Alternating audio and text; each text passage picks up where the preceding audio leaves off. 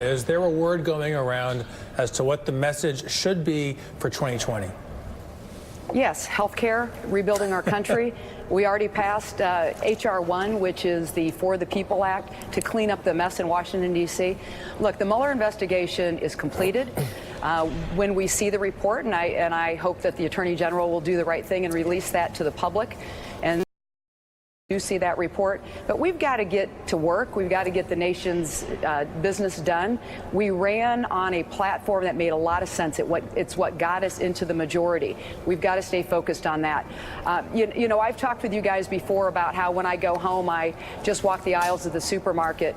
I went to this grocery store just last week in a town of about 3,000 people in Knox County, Illinois, which is in the heart of my congressional district, and met this guy.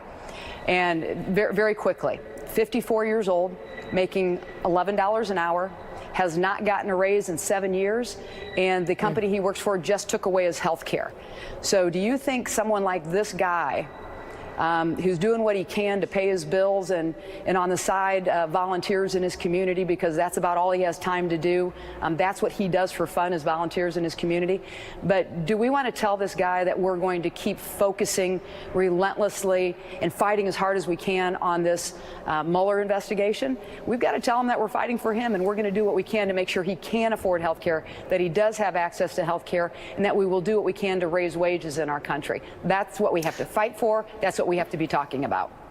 And the argument